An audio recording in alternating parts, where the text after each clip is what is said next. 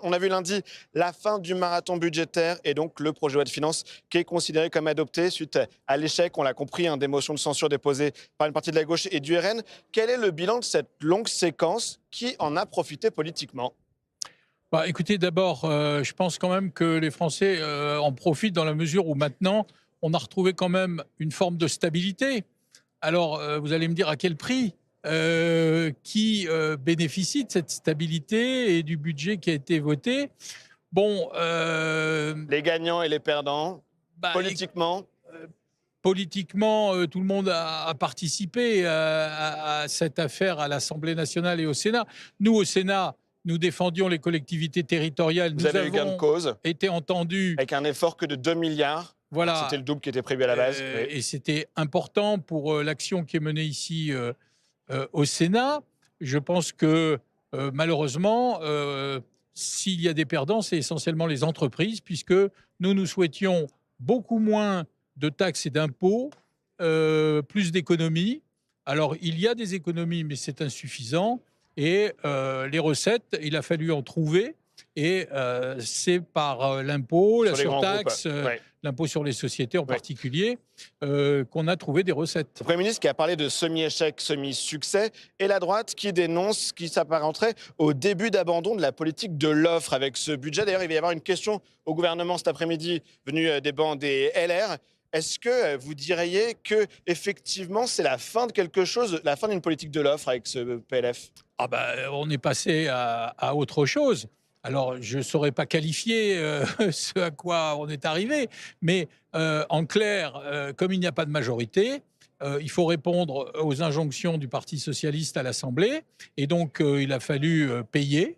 Et puis, bah, chacun à l'Assemblée également a fait ses demandes, et tout le monde a fait des demandes. Est-ce que ça va laisser des traces entre le gouvernement et la majorité de la droite et du centre au Sénat? Est-ce que vous avez reparlé avec le Premier ministre? Et est-ce qu'il y a une tension politique toujours avec le Sénat, comme on avait vu à la fin de l'hiver, à la fin du mois de décembre? Non, on parle avec le gouvernement, avec le Premier ministre, peut-être pas suffisamment. Je pense quand même que il y a un sujet avec le Sénat qui n'est pas totalement dans le radar gouvernemental. Alors je comprends qu'à l'Assemblée, il y a un problème de majorité, de censure, il y a une incandescence du quotidien plus forte. Enfin, nous aurions besoin d'un peu plus de tendresse et que le gouvernement se tourne davantage vers nous. On entend. Maintenant, on va passer à la suite. Alors allons-y. L'exécutif qui a donc repris un peu d'oxygène avec l'adoption du budget. Quelles doivent être maintenant les priorités de l'exécutif? D'ailleurs, le Premier ministre qui doit présenter ses priorités dans la presse quotidienne régionale ce week-end. Qu'est-ce que vous attendez comme message?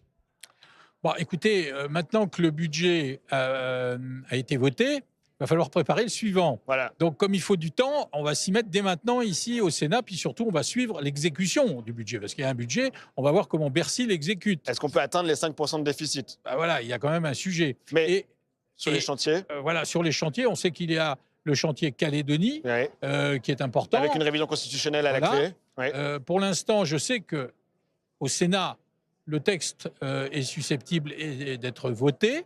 En revanche, je ne vois pas pour l'instant beaucoup d'issues à l'Assemblée nationale. Donc c'est un dossier qui risque d'être perturbé. Oui. Après, vous avez tout ce qui est territorial. Voilà, réforme territoriale, fin de vie. Il y a comme ça des chantiers qui peuvent aussi devenir épineux, vous le croyez? Bah, écoutez, parler territoire et décentralisation au moment des municipales, avec les sénatoriales et à quelques encablures des présidentielles, c'est un peu audacieux. Et donc, je ne vois pas très bien quelle réforme importante on peut mener. Alors du coup, est-ce que vous pensez qu'il ne peut plus rien y avoir comme avancée maintenant d'ici l'élection présidentielle? C'est ça qu'on comprend un peu, c'est ce qu'avait dit aussi Édouard Philippe. Il ne peut plus vraiment avancer d'ici Les vraies 2027. réformes, elles seront proposées au moment des élections présidentielles. Et ce n'est pas 3 mois ou 4 mois avant qu'on va pouvoir les entreprendre. Un mot sur les municipales à Paris. On voit une forte tension entre Rachida Dati, Pierre-Yves Bournazel, la candidate LR soutenue a priori par la Macronie. C'était le deal lorsqu'elle avait rejoint le gouvernement en janvier 2024, avait-on cru comprendre. On voit que donc au centre, Pierre-Yves Bournazel est soutenu par Horizon, Renaissance et même les centristes d'Hervé Morin. Quand vous soutenez Rachida Dati, Oui. donc il y a encore des divisions même entre centristes sur cette question. Écoutez, nous soutenons clairement avec l'UDI Rachida Dati, qui nous apparaît comme étant celle qui peut gagner Paris et faire qu'il y ait une alternance dont les Parisiens ont besoin.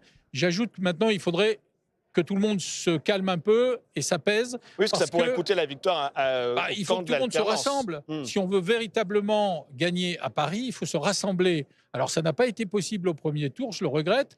Espérons que ça puisse l'être au second tour parce que c'est indispensable. Et aujourd'hui, il faut qu'on crée les conditions du succès au deuxième tour. Et donc, c'est un message à Pierre-Yves Bournazel? À tout le monde. À tout le monde, ok. Et bien, on a entendu, d'accord, ce message au rassemblement à Paris. Merci Hervé Marseille pour cette réaction directe.